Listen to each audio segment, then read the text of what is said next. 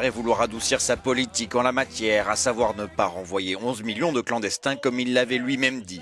Critiqué par sa droite samedi, il change de position encore. Le premier jour de mon mandat, je vais expulser les immigrants criminels clandestins.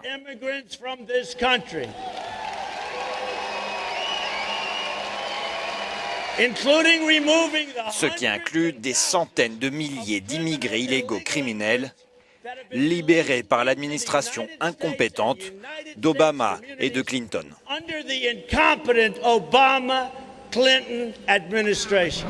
Le renvoi des immigrés criminels membres de gangs ou de cartels est déjà la politique d'Obama ou des républicains. On doit se présenter ici à l'agence de police des contrôles des frontières.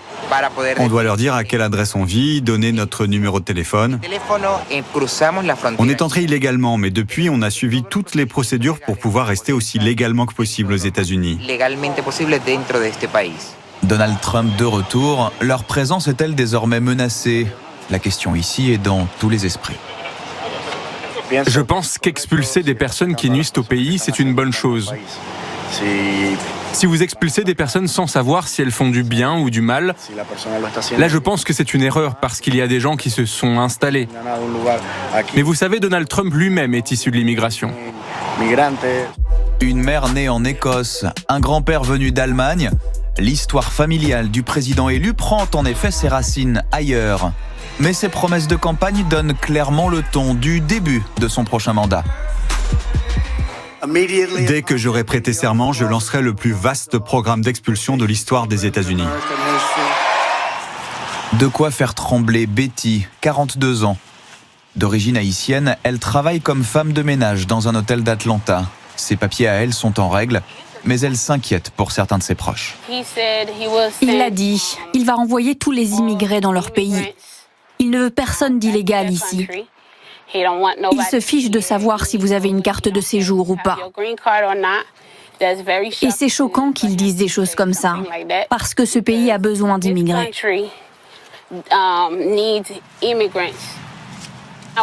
Je suis femme de ménage et je n'ai jamais vu quelqu'un bien habillé, en costume, qui pousse un chariot et nettoie les toilettes. Vous ne verrez pas ça. Les immigrés, on est partout. Vous ne pouvez pas décider de renvoyer tout le monde parce que l'économie a besoin d'eux. Au dernier recensement, il serait 11 millions d'immigrés sans papier à vivre aux États-Unis. Mère de 3 enfants, Betty s'inquiète surtout d'une libération des discours racistes. Parfois, j'entends des gens me dire « Retourne dans ton pays ».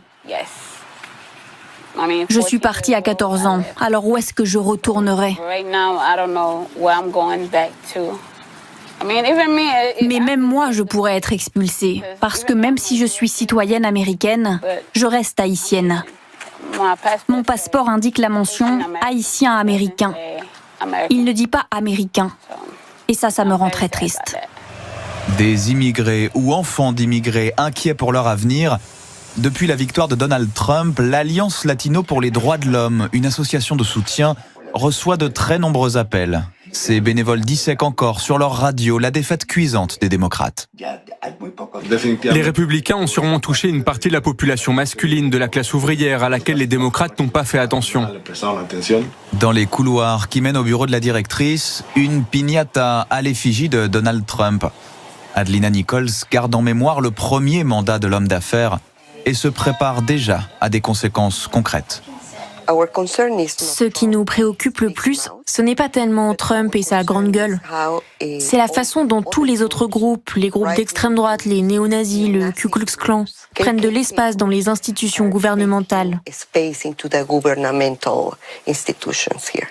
Il y aura sûrement plus de gens susceptibles de dénoncer des personnes à arrêter. Pour l'heure, les contours du futur plan massif d'expulsion restent encore flous. Donald Trump cite souvent en exemple celui du président Eisenhower en 1954. Cette année-là, plusieurs centaines de milliers d'immigrés mexicains furent expulsés.